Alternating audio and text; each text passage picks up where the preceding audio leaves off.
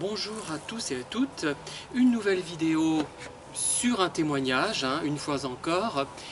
C'est celui dont je vous avais parlé et que j'avais eu quelques difficultés à lire, puisqu'il est assez complexe. Et j'ai décidé de le découper en 3 vidéos peut-être, puisqu'il fait à peu près 3 pages et demie, je crois, quelque chose comme ça, oui. 3 pages un quart, donc peut-être 3 vidéos, au moins 2, pour éviter les effets de saturation. Et j'espère que le bruit des tondeuses ne va pas vous empêcher d'écouter, puisque nous sommes en pleine saison de la tonte, et vous savez qu'à Thiers, comme il y a beaucoup de végétation, il y a beaucoup de tondeuses aussi, et de débroussailleurs, c'est terrible. Voilà, enfin bon, je ris, mais ce n'est pas toujours très drôle. Alors je vais peut-être passer quelques préliminaires qui me concernent, qui n'ont pas d'intérêt particulier, et j'entame le récit. Voilà de quoi il est question. Voilà, je vis avec une femme depuis 2 ans en colocation, sans que nous soyons ensemble. Après une vie commune de plusieurs années, une séparation, un retour qui finalement n'a jamais été affectif mais plutôt raisonné, puis une vraie séparation sans que nous soyons mariés, nous nous sommes mis d'accord sur sa proposition pour louer ensemble un logement avec nos 2 enfants, et ce pour des raisons financières.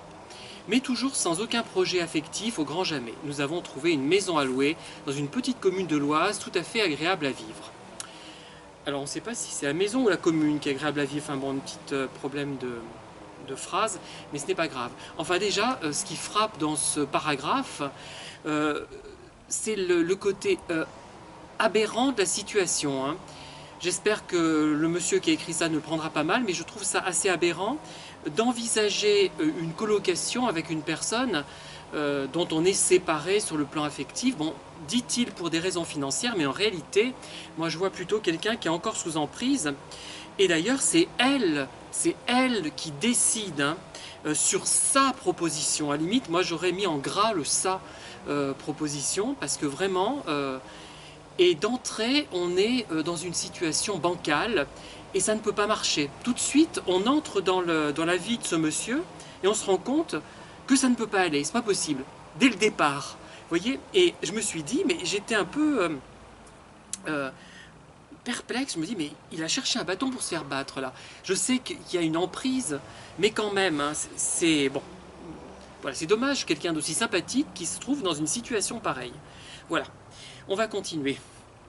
Alors que notre séparation se passait à peu près bien, assez vite, dès le début de cette colocation, j'ai remarqué qu'elle s'annonçait mal.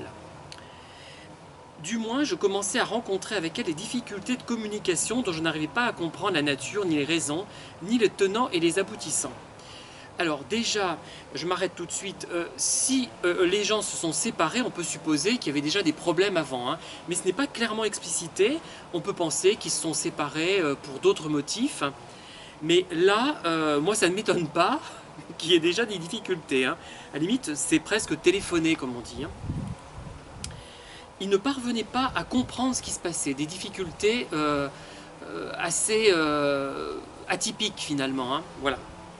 Alors, je me suis mis progressivement à mettre de plus en plus d'énergie à essayer d'identifier les problèmes, d'apaiser les choses en essayant de la comprendre quand je la voyais s'énerver pour des motifs indiscernables, et ce malgré tous mes efforts. L'attitude classique des victimes de manipulateurs, au départ, ils ne comprennent pas ce qui se passe, et ils essaient de trouver une solution, donc, mais on sait d'avance la fin du récit, on sait que la solution ne viendra pas, que ce n'est pas possible, et effectivement il y a quelque chose d'intéressant qui est précisé, mais on le sait tous, si vous m'écoutez, vous savez tout ça, des motifs indiscernables. C'est très intéressant pour quelqu'un qui ne connaîtrait pas le problème. Regardez, il n'y a pas de vrai motif, justement, c'est ça que ça veut dire. Quelle que soit l'attitude de ce monsieur, son ex-femme, son ex-compagne aurait avec lui un comportement négatif, pénible, compliqué, et il aurait beau faire n'importe quoi, ça ne marcherait pas. Eh bien, voilà.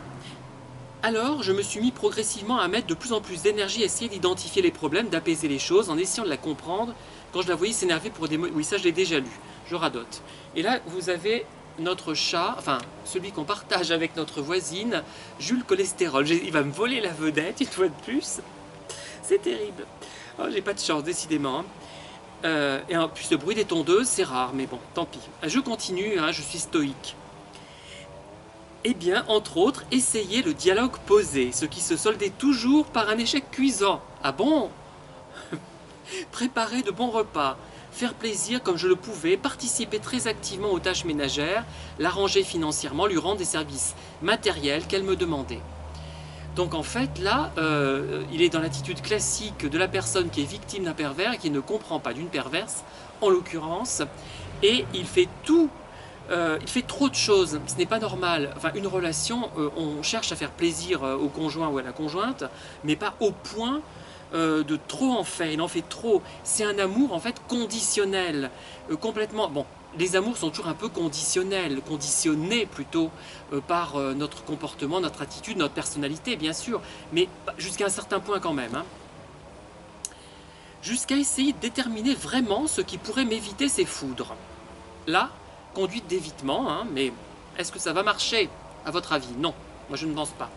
Au fil du temps, devant ces modes de communication de plus en plus durs et incompréhensibles, et après avoir cherché longtemps ce qui aurait pu clocher chez moi, qui occasionnait chez elle de tels élans d'agressivité plus ou moins rudes, j'ai commencé à arrêter de me remettre en question, mais plutôt à chercher ce qui pouvait ne pas aller chez elle, ce qui ne m'était pas venu à l'idée auparavant. Voilà. Bah, c'est assez logique. Hein. Première étape, on se dit, ça vient de nous, enfin, tout le monde, mais c'est pas une question de profil, parce qu'on est une victime de pervers prédisposé qu'on fait ça, c'est normal. Il faut déjà se dire, ça vient peut-être de moi. Première chose, on teste, on essaie de changer de comportement, on voit que ça ne marche pas. Si ça vient pas de nous, ça vient forcément de quelqu'un d'autre. Et quand il y a deux personnes, on peut supposer que ça vient de la personne qui est en face. Bon, il pourrait y avoir un troisième interlocuteur qu'on ne connaîtrait pas, hein, mais là on rentre dans quelque chose de plus compliqué. On est quasiment dans l'intrigue de roman policier là, mais bon. Puis je suis tombé sur des vidéos diverses et variées émanant de plusieurs youtubeurs parlant des pervers narcissiques. Ah bah c'est vrai qu'il y en a eu beaucoup hein, toutes ces années. Au début, quand j'ai commencé il y a 2 ans et demi, il y en avait beaucoup moins. Hein. Et d'ailleurs, j'ai reçu, je dis ça entre parenthèses, un message menaçant d'un youtubeur ou d'une youtubeuse, je ne me prononce pas, je sais qui c'est à présent, qui m'a dit que je surfais sur la vague, que ça ne durerait pas, etc. Enfin bon, voilà, donc, mais je ne dirai pas qui c'est. Moi aussi, je vais faire mes cachotteries. Ah bah, cholestérol s'en va. Bah, pourquoi tu t'en vas? Bon, tant pis. Il maintenait la tension. Bon, je laisse tomber. Je continue. Et là a débuté pour moi une sorte de parcours initiatique de compréhension plus évidente et plus saine de la source du problème. Les principales caractéristiques du PN collaient parfaitement à cette femme. Et celles du HPI-HPE me collaient aussi très bien. Tiens. Alors, vous savez, vous connaissez ma position par rapport à ça. Hein. Et d'ailleurs, il y a eu des articles récents dans les journaux qui indiquaient qu'en fait, c'était une manne au potentiel intellectuel, surtout, c'était une manne Afrique.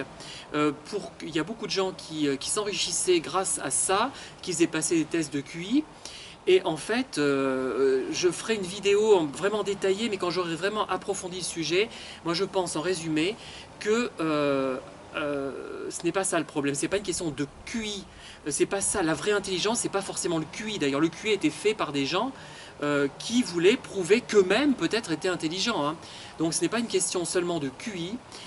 Et d'ailleurs, ce n'est pas ce type d'intelligence. Les HPI, ce qu'on appelle à tort HPI et HPE, ce sont à mon avis des gens qui ont une intelligence intra-individuelle, voire inter-individuelle en plus, qui ont une sensibilité et à mon époque, de mon temps, comme racontent les personnes âgées, on disait, ben, cette personne, elle est sensible, elle n'est pas creuse, elle a une profondeur. Voilà.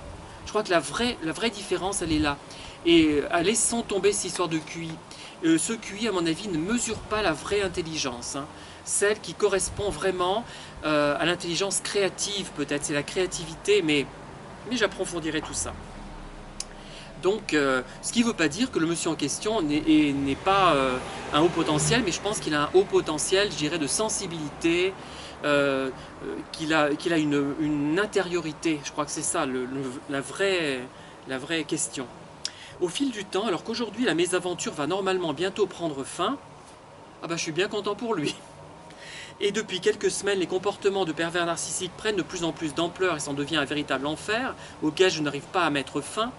En fait, je dois juste me rendre à l'évidence que je n'arrive pas à me faire respecter. Si j'essaie de rester calme et de faire valoir mes points de vue, d'engager le dialogue, de l'apaiser, elle en rajoute, n'ouvre la bouche que pour me contredire, se moque ouvertement de moi, sort les propos de leur contexte, voire sort de la conversation et n'use que de sarcasme. Alors là, c'est très caractéristique de ce dialogue qui n'en est pas un, cette conversation qui n'en est pas une. C'est un dialogue de sourds, on parle tout seul. Et quoi qu'on dise, on serait le meilleur orateur du monde, la meilleure oratrice du monde. Ça ne marcherait pas, il trouverait toujours à contrebalancer, à contrecarrer ce qu'on raconte. Et cette ironie perpétuelle, ces sarcasmes perpétuels qui sont fatigants, ah ben ça c'est vraiment très caractéristique. La fuite aussi, le refus de communiquer. Alors par contre ça c'est une arme que vous pouvez utiliser contre ces gens-là. Refuser de communiquer effectivement, hein. C'est une bonne arme et ça énerve parce qu'on a envie de s'expliquer mais on n'a pas à s'expliquer. Une fois qu'on a compris qu'une personne était perverse, on s'organise pour s'en aller ou pour rompre. Bon, quand c'est un ami, je dirais un simple, entre guillemets, ami, le problème est moindre.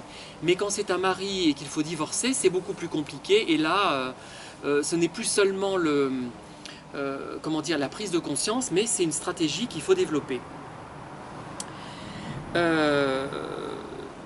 Si j'essaie de rester calme, ça c'est bon. Voilà. Voilà, je vais en rester là pour cette vidéo, surtout qu'il n'y a plus Jules Cholestérol pour m'attirer du public. Et je poursuivrai peut-être ce soir, hein, après dîner, si je suis d'aplomb, parce que là j'ai mal dormi, hein, franchement, je me suis levé tôt. Et voilà, je vous remercie de m'avoir écouté, je vous dis à très bientôt, peut-être à tout à l'heure. Bonne soirée en tout cas.